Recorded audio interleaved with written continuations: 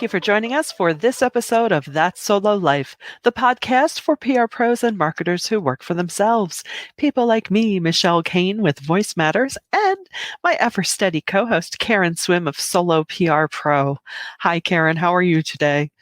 Hey, Michelle, I'm doing good. How are you? Good. Hey, we're just riding the waves of life, hanging on to our boogie boards with dear life. Yes, we are. Oh my goodness, especially with this season. I think this episode will drop sometime in March. And where we're coming off of all sorts of disruption in a little bit in the financial world, but we're going to talk about mainly disruption in public relations. How the practice is changing, how we can, go along with that, how we can be ready, how we can prepare, how if we need to retool our businesses, and how just to stay successful, to stay the successful, awesome pros that we are. So, yeah, it's funny. I attended this fantastic webinar this week, and one of the panelists in talking about it was all on artificial intelligence. Oh, yeah. A different aspect of it. It was really interesting, and I did gain some insights. However, the panelist in talking about artificial intelligence he made the statement and he said, well, the public relations industry is very slow to change. And Excuse it really me. bugged me because as PR practitioners, we often say that about some client industries. There are some client industries that are so slow to adopt to change.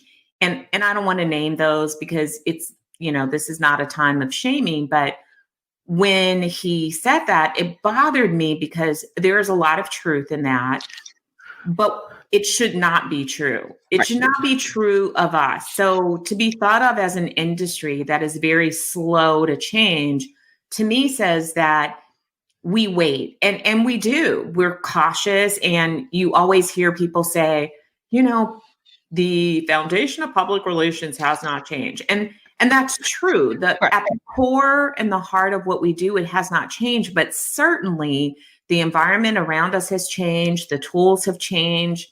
The methodologies should change. There are so many things that are different.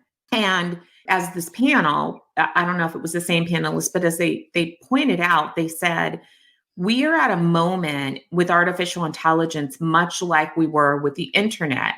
And I'm old enough to remember the birth of the internet and to remember how it was rapid innovation and how things like happened. Yeah. So it was all about the internet. It was like this new shiny thing. And it wasn't a fad. It wasn't a trend. It stuck.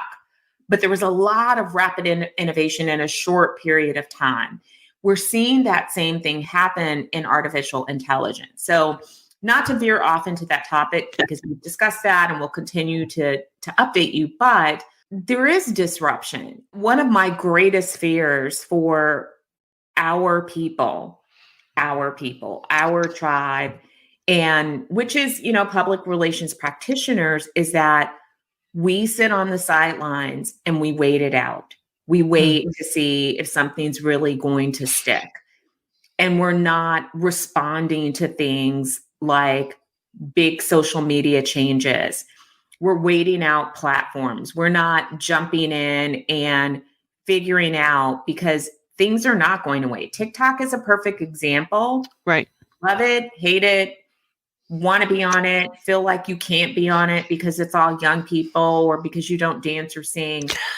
It has taken hold of our publics, period. And our publics could care less what the government is saying about TikTok. Right. They really It's don't true. care. They do not care that China may be spying on them. They are using this platform. Yeah. So some brands have jumped on the platform and they're making it work.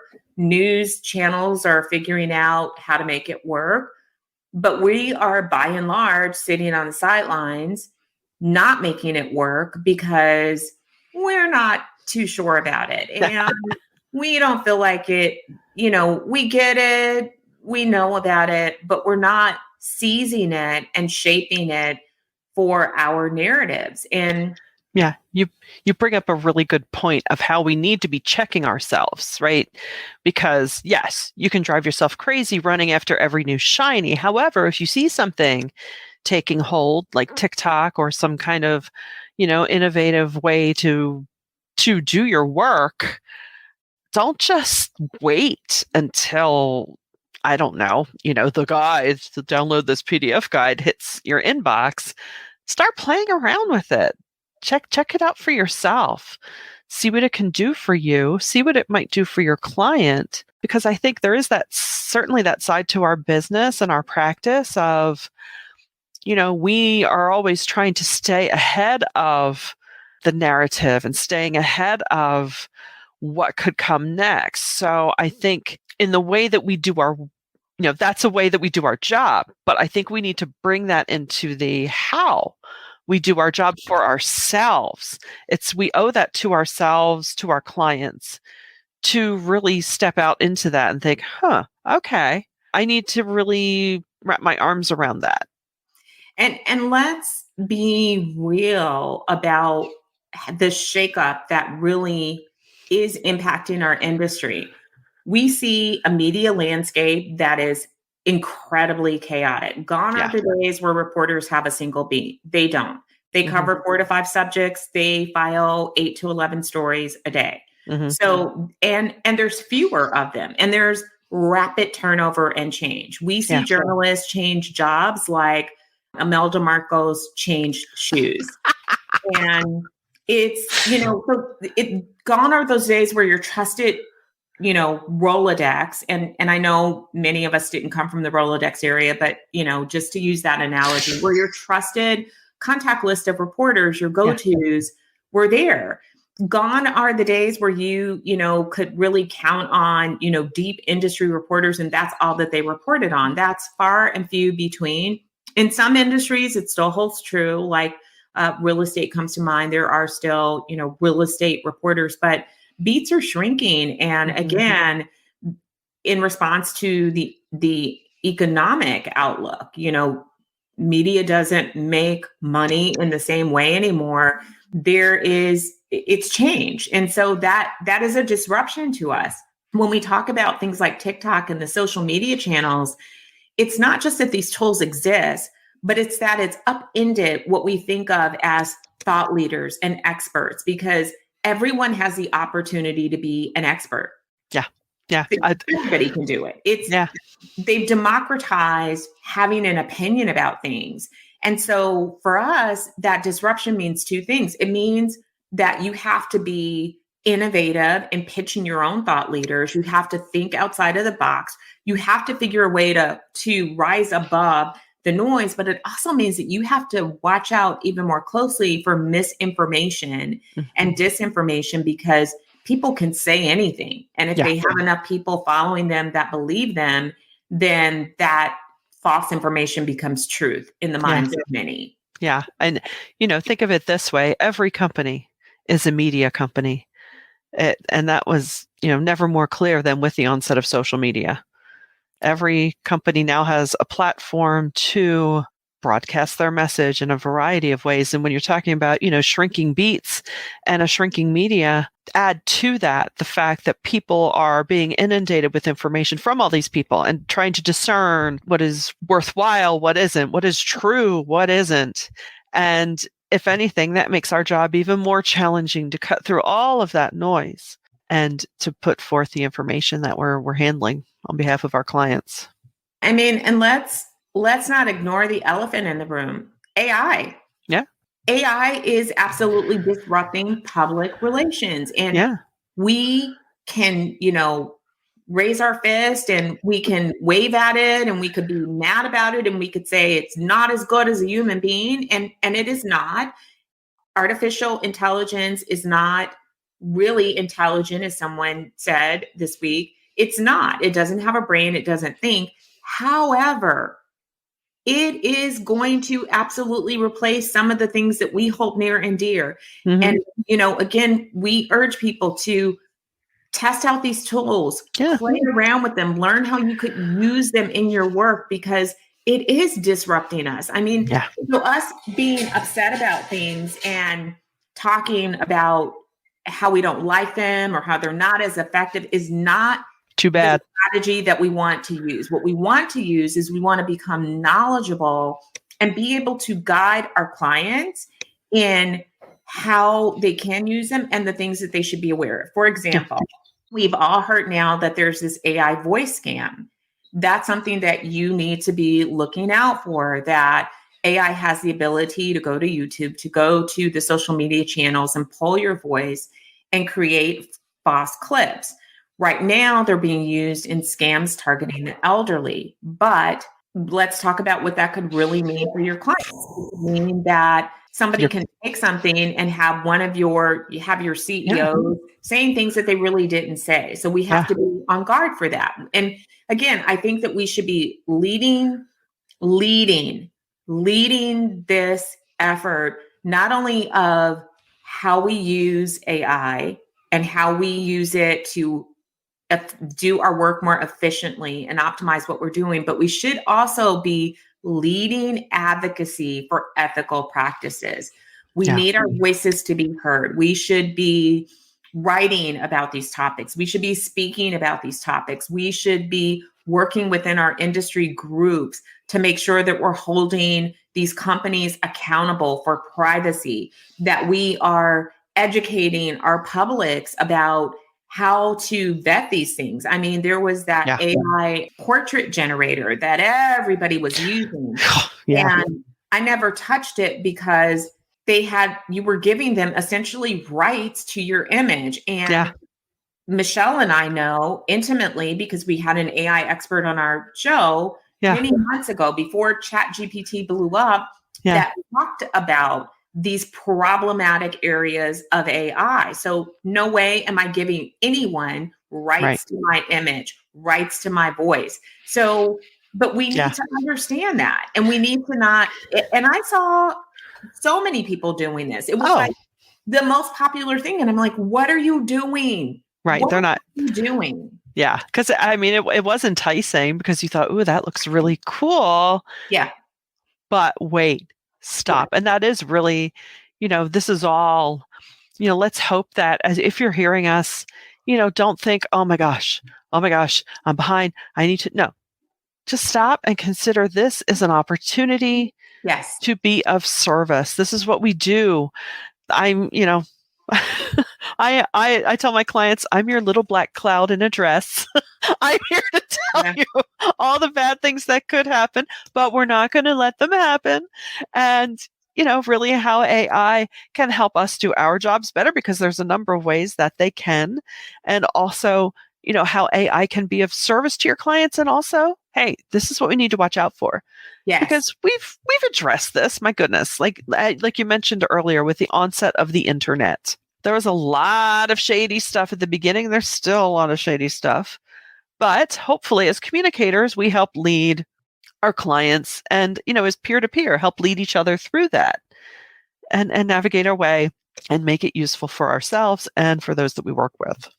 Another disruption that I don't think that and I've been saying this for years, we cannot afford to ignore that companies want to understand what they're getting for PR. Yeah. So for years, people in the industry have, pushed back against it, even with the Barcelona principles, even with measurement, even with all of these things that have happened. We have by and large said, well, we can't guarantee anything. And we can't, we're not in the sales department, but you kind of are. Mm-hmm. And let's be 100% real and say that the younger generation is going to run circles around seasoned practitioners because they don't care about those lines. They don't care about anything. And so you have people out here that are doing digital marketing and dabbling in your area and calling themselves PR pros. Yeah. They're doing things faster. They're doing things different. But companies want to understand, if they're making an investment in PR, what is that getting them? And they have every right to ask that question. And we are now in this tumultuous economic environment where that question is going to come up more and more and more. And so we have to get really comfortable with understanding how to demonstrate ROI, because let's be real, we do deliver ROI. This is not just art. It's not art and we can't tie it. We absolutely can show metrics that show the value that we bring to an organization. And we can tie it to dollar amounts. We can show that, but you have to learn how to do that. And if you're not comfortable in that area, we are urging you, get comfortable. There's so many courses out there. We have things in the vault, in the Solo PR Pro Premium Vault, that address this topic. Katie Payne is always a good source on measurement. Read, look at the things that we've offered you, dig deeper into the resources, ask questions, ask in the group. Let's talk about this. If you want us to do more training tutorials, we can even have experts on our podcast, and we can do webinars on this topic to help you get comfortable. But you are going to need to answer this. And I will tell you that in every single client win this year, we have we've drawn a line from what we do to how it matters in your organization. Yeah. Every single client win. And, it all starts with, what are your goals? Well, they should be measurable goals. You're not just walking into an agreement with a client of, oh, we're just going to, I'll slip on my AbFab hat. We're going to PR everything. Yes. No, you're using tactics. You have specific goals you want to achieve. So just tie your measurement back to that. It's it sounds so scary. And even, as I'm talking about it, I'm thinking, but it's not that bad. It's not, but it's important. It's very important to do. I'm telling you, I was one, because I came up a different side of PR. And so initially I remember getting twitchy, like, you want me to do what? Wait, I'm not data? kind of girl. Like, you want me to commit to what? Yeah. But I am very comfortable, and I still learn. I have made this my mission to always be learning and always learn how to communicate value even better, because it matters. And to be honest with you, because I am that consumer, I want to understand what I'm getting for my spend. Right. I am, thoughtful about how I spend money. And so if somebody were coming to me and wanting to offer service, I want to know what that means. Like, it can't just be shiny pretty. I mean, sometimes it can. Like, if I'm paying for shiny pretty, then show me how shiny pretty is. But when you're making an investment like this, you want to know that it's going to make a difference in your business. And so, please stop falling back on the company line, because the industry is shifting beneath your feet, and we don't want you to fall into the hole. We want you to find yourself on solid ground on the other side. Right. And we know, PR pros, you're a bunch of smarties, you're savvy, and you've got this. It's just taking the time to really, stop, look around, maybe reframe how you do some things. Yeah. And always be learning. And it's kind of the fun. It's the fun part of what we do. We get to learn all the time, which is kind of cool. But we hope we've inspired you today.